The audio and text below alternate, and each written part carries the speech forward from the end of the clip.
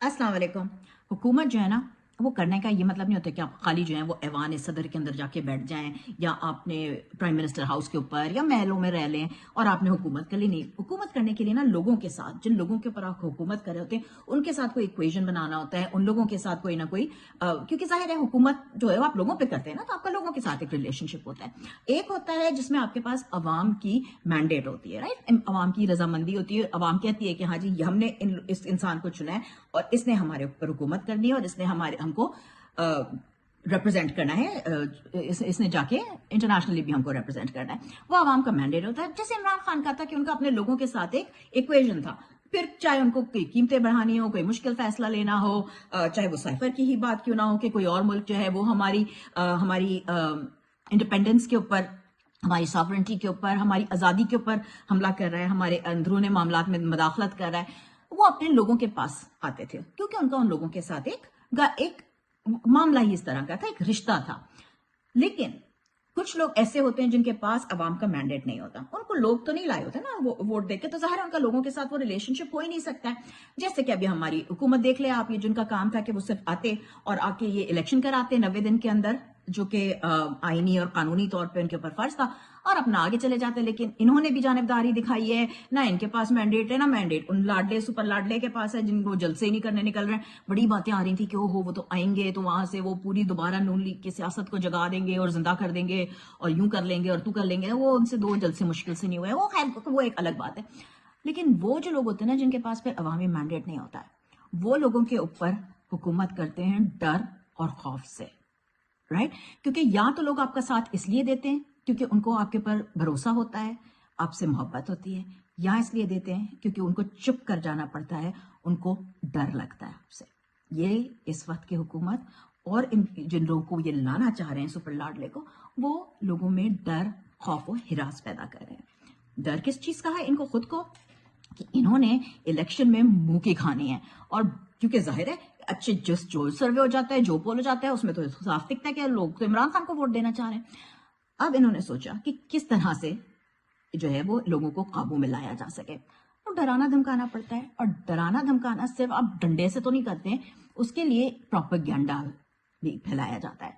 तो दो तीन तरह के प्रोपेगेंडा फैलाए जा रहे हैं, मैं उनके बारे में आपको बताती हूँ। सबसे पहले तो ये मशहूर किया जा रहा है कि आप जो है वो आजाद उम्मीदवार हैं क्योंकि बल्ला तो छीन लिया है, उनको वोट ना दे क्योंकि उन्होंने जो है वो जाके इमरान खान के साथ करनी है, जो है इमरान खान को धोखा दे देना है और उन्होंने नवाज लीग को या किसी और पार्टी को ज्वाइन कर लेना है और जो है वो सुपर लाडले के साथ लग जाएंगे और जो है वो कोई बात नहीं, आप उनको ना दें वोट क्योंकि ये तो बिक जाएंगे।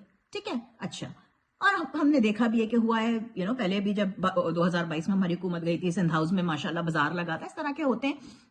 बहरहाल उसका जवाब ये है कि बड़े सारे लोग हैं जिन्होंने बड़ी मारे खाई हैं, ये जो लोगों को हमने टिकट दी है उनमें मारे खाई हैं, उनके घर वालों को उठा के ले गए हैं, उनको धमकियां दी हैं, उनके कारोबार बंद करा दिए हैं। जब वो उस वक्त नहीं टूटे, जब वो उस वक्त नहीं बिके, तो अब क्या बिकेंगे? तो कुछ सोचें इस बारे में, ठीक है ना। अच्छा, दूसरी एक और जो बड़ी अफवाह फैलाई जा रही है वो ये है कि 8 तारीख को भी कुछ ये लोग जो है वो खुद ही करेंगे और फॉल्स फ्लैग की तरह का, जैसे 9 मई को किया था, और सारा का सारा इल्जाम जो है वो पीटीआई के ऊपर लग जाएगा। अब ये क्यों कर रहे हैं? ताकि लोग डर के घर में बैठे रहें, घर से निकले ही नहीं। और ये बात आपने याद रखनी है कि जितनी बड़ी तादाद में वोट पड़ेंगे ना, उतनी उतनी ही मुश्किल होगी इनको धांधली करने में। तो हमने बड़ी से बड़ी तादाद में निकलना है, हमने पुरअमन भी रहना है और हमने अपनी आंखें, नाक, कान सारे जो है ना हवास खुले रखने हैं, चौकन्ना रखने के। हम अगर देखें कि कोई इस तरह का है जो हमको कह रहा है कि फलानी जगह चले जाओ, ये कर लो, वो कर लो, तो अब हमको पता चल गया है कि वो क्यों कहा जाता है, लोग हों, एक साथ हों। तो देखिए, बात यह है कि ये सारा कुछ जो है ना खौफ व हिरास फैलाने में, और शैतानी एक और फितरत होती है ना कि दिमाग में वसवसे पैदा करने के लिए की जाती हैं ये सारी बातें। खान साहब ने बार बार ये कहा है कि ये इलेक्शन बहुत जरूरी है, ये हमारी कौम की तारीख का सबसे इम्पोर्टेंट, सबसे जरूरी इलेक्शंस में से इसलिए है क्योंकि ये जो है ना یہ اس وجہ سے کیونکہ اس میں ہماری جو ہے نا ہماری قوم کا مستقبل ہے کہ ہم نے غلام رہنا ہے یا ہم نے آزاد جانا ہے. اور غلام ہونے کا یہ مطلب نہیں کہ ہم کسی بیرونی طاقت کے غلام ہوں. غلام ہونے کا مطلب یہ کہ کیا ہم خوف کے غلام بن کے رہ گئے, کیا ہم دھونس اور دھمکی کے غلام بن کے رہ گئے, کیا ہم اس ایک چھوٹا سا طبقہ جو اشرافیہ کا ہے, جن کو لگتا ہے کہ وہ بند کمروں میں بیٹھ کے ہمارے ملک کے قوم کے لیے ہمارے مستقبل کے لیے فیصلے کرتے رہیں گے, کیا ہم ان سے دب کے ان کی غلامی میں رہ جائیں. تو یہ جو ہے نا خان صاحب نے بالکل صاف صاف کہہ دیا ہے کہ اس الیکشن کا جو نعرہ ہے نا وہ یہ کہ اب غلامی نامنظور.